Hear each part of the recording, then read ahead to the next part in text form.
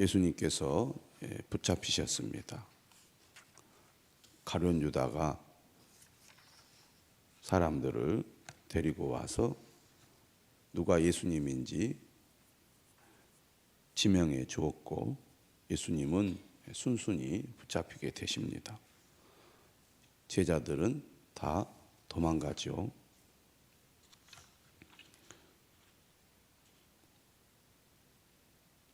베드로가 3번 부인할 것이라고 예고했을 때 제자들은 베드로와 함께 주님과 함께 죽을지언정 주님을 부인하지 않겠다고 했지만 막상 예수님께서 저항도 하지 않고 힘없이 붙잡히시자 제자들은 겁이 나서 도망가고 말았습니다.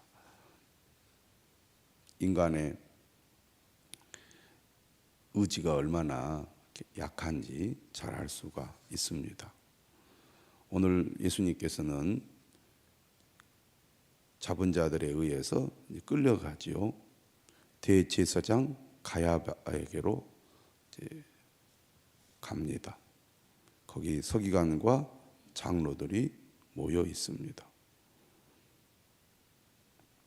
베드로는 도망갔다가 다시 예수님을 쫓아온 것 같습니다. 58절에 보니까 멀찍이라는 표현을 하고 있는데요. 두려움도 있고 또 자신이 예수님을 부인하지 않겠다고 큰 소리 쳤던 것도 있었기 때문에 예수님께서 어떻게 되는지 걱정도 되고 또 궁금하기도 했을 것입니다. 그가 예수님을 따라 대제사장의 집 뜰에까지 가서 그 결말을 보려고 안에 들어가 하인들과 함께 앉아 있게 됩니다. 어떻게 보면 이것도 참 큰 용기라고 할 수 있습니다.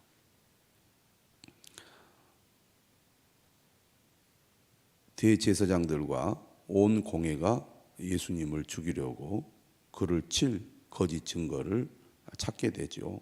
공회는 산헤드린이라고 해서 70명의 의원들입니다. 중요한 의사 결정을 하는 공식 기구죠.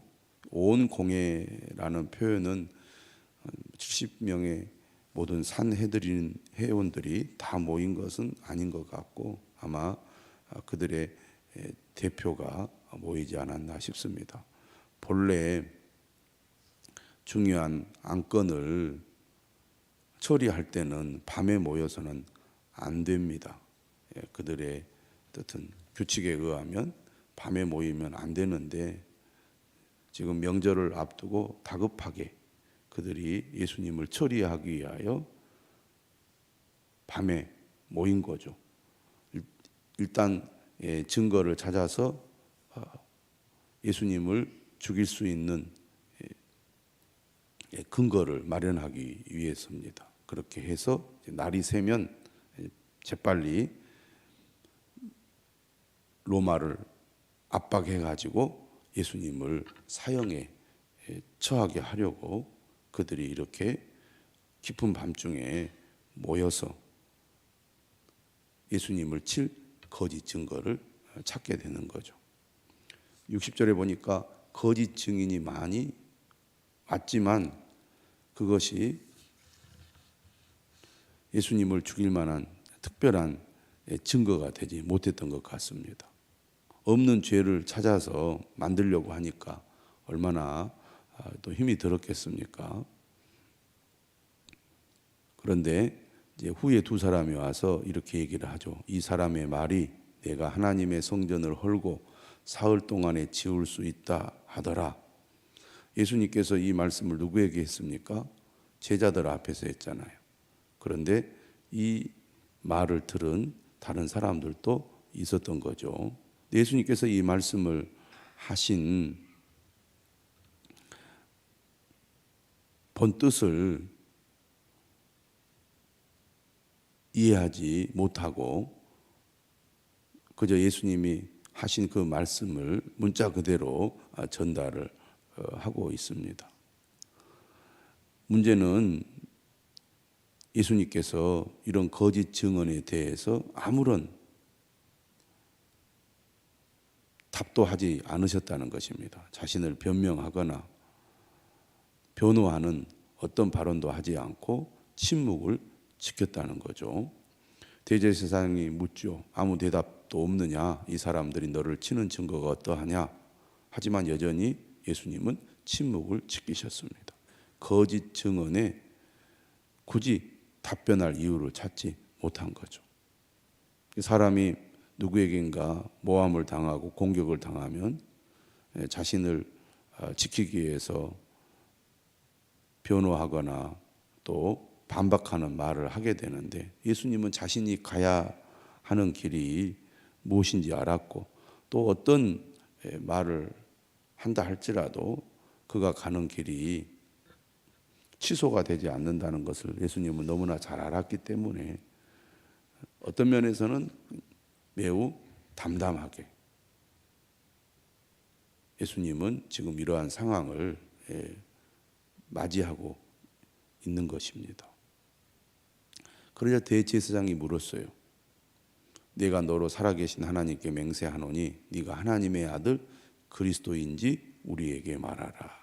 하나님의 아들 그리스도, 예수님을 가리키는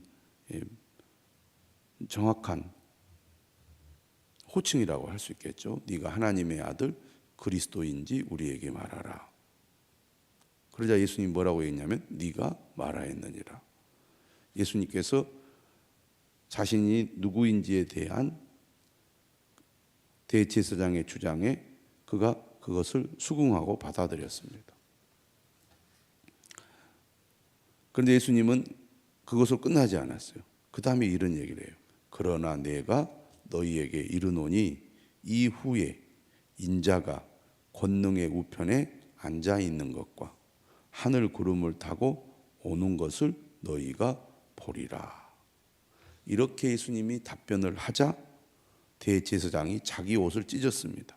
그리고 뭐라고 얘기를 하냐면 그가 신성모독하는 말을 하였으니 어찌 더 증인을 요구하리요.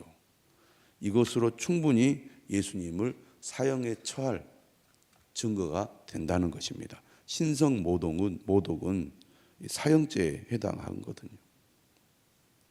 그리고 이제 선동을 합니다. 보라, 너희가 지금 이 신성모독하는 말을 들었도다. 너희 생각은 어떠하냐? 그러자 사람들이 말합니다. 그는 사형에 해당한다고.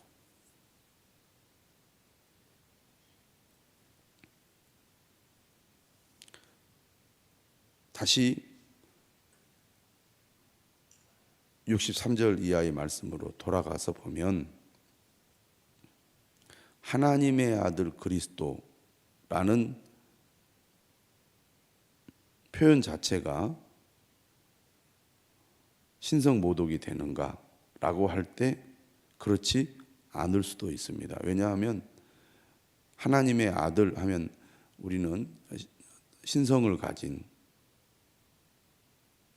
존재로 이해하고 해석하지만 당시의 유대인들은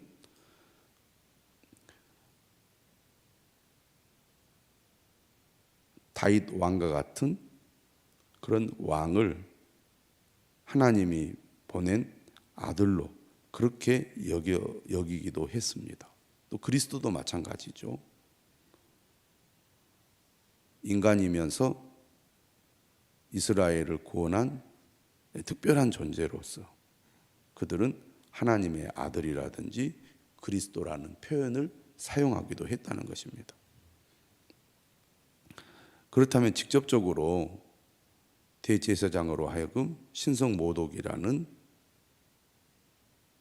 말을 듣게 되는 그 표현은 예수님이 하신 64절의 말씀이라고 할 수 있습니다.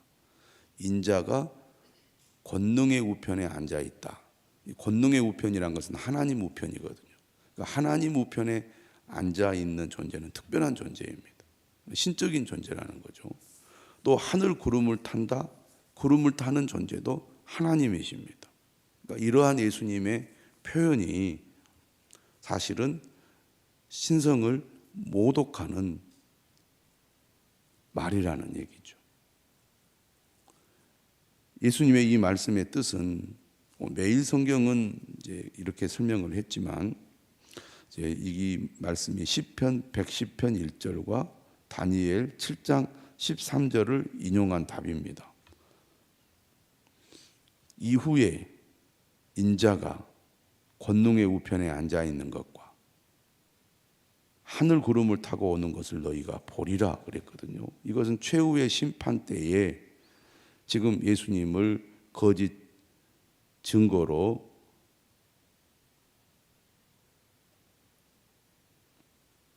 사형의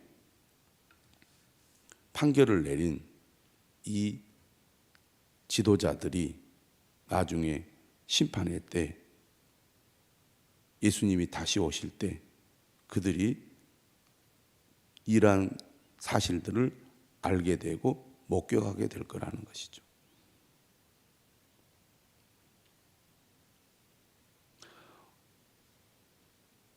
대제사장의 선동에 의해서 사람들이 이 사람은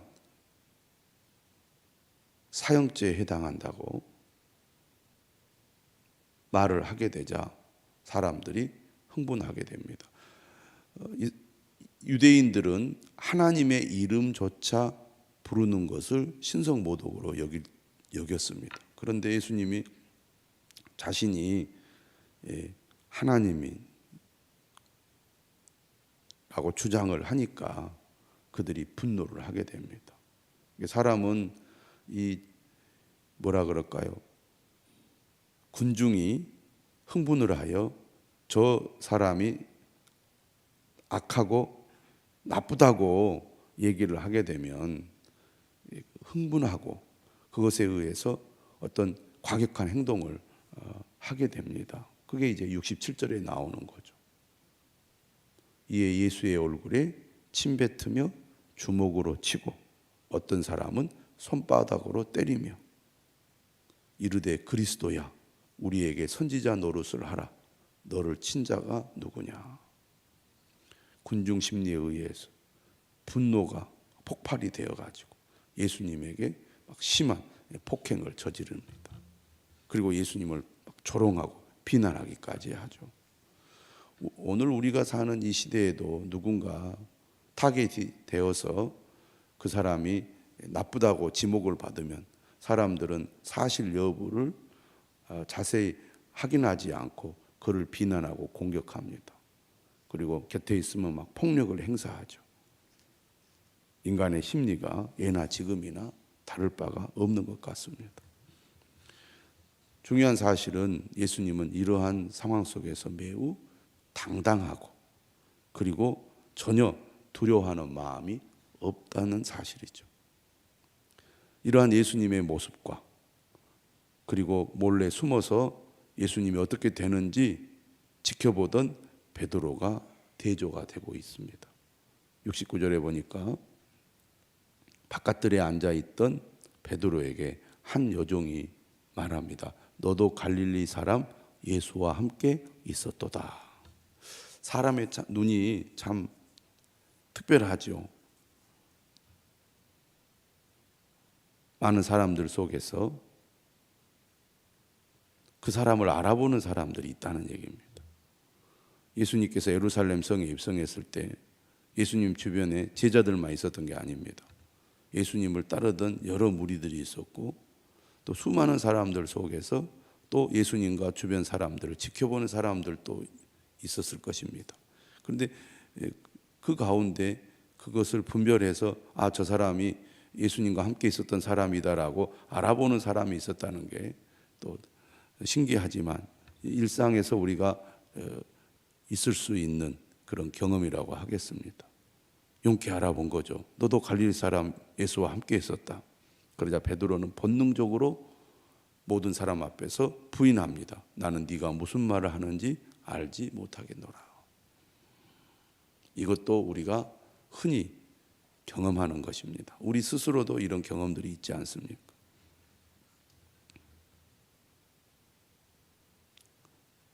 자신의 안위만을 생각하면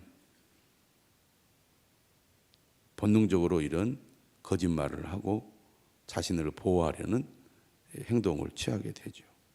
한 번으로 끝나지 않았습니다. 71절에 보니까 다른 여종이 그를 보고 말합니다.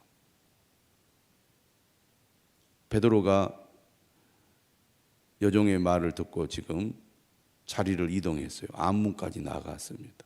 불안한 거죠. 그런데 또 다른 여종이 그를 보고 거기 있는 사람들에게 말합니다. 이 사람은 나사렛 예수와 함께 있었도다. 69절에서는 갈릴리 사람 예수라고 했는데 71절은 더 구체적으로 나사렛 예수라고 말합니다. 그러자 이번에는 베드로가 맹세하면서 부인을 했어요. 나는 그 사람을 알지 못하느라. 더 강하게 부인을 한 거죠. 그러자 조금 후에 곁에 섰던 사람들이 또 이렇게 얘기를 합니다. 너도 진실로 그 도당이라. 네 말소리가 너를 표명한다. 베드로가 두 번 부인하는 것을 통해서 베드로의 말투가 예루살렘 말투가 아니라 갈릴리 말투라는 게 드러난 것 같아요. 한마디로 말하면 사투리를 쓴 거죠. 그러니 이제 더 베드로의 그 신분이 공개가 되는 거잖아요. 정체가 드러나고. 그러니까 더 이제 그가 두려웠던 것 같습니다. 이번에는 저주하며 맹세했습니다. 그러니까 베드로의 부인의 과정을 보면 강도가 더 세진 거죠. 갈수록 저주하며 맹세하기를 나는 그 사람을 알지 못하노라. 베드로는 어떻든 지금 상황에서 그 자신을 지키려고만 했습니다. 빨리 위기를 모면하려는 생각만 했던 거죠. 자신이 누구인지, 자신이 어떤 태도를 취하고 행동해야 될지를 그는 생각하기보다는 우선 내 육신의 목숨만 지켜야 되겠다. 왜? 예수님도 저렇게 힘없이 붙잡혀서 죽게 되는데 나 같은 사람이 지금 여기서 행동을 잘못하고 말을 한마디 잘못하면 나도 꼼짝없이 죽지 않겠느냐 그런 생각을 했던 것 같습니다. 매우 본능적인 그런 행동이죠. 그런데 이때 닭이 울었습니다. 그 소리가 베드로의 귀에 들린 거죠. 닭이 울었다는 것이 어떻게 보면 하나님의 은혜라고 하겠습니다.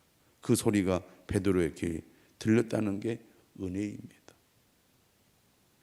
예수님의 말씀이 그 닭 울음소리에 생각이 난 겁니다.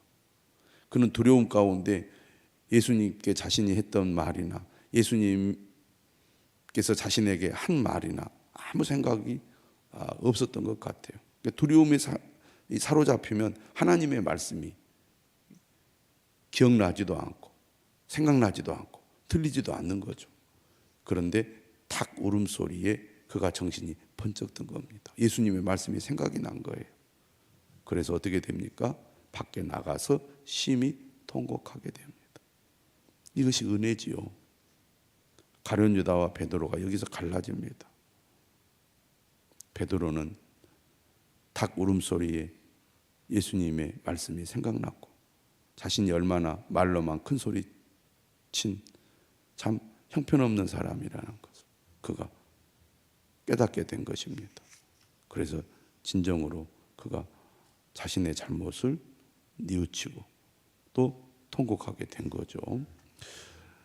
오늘 우리는 예수님께서 죽음을 앞두고 매우 당당하게 그리고 매우 담담하게 십자가의 길을 가는 모습을 보게 됩니다.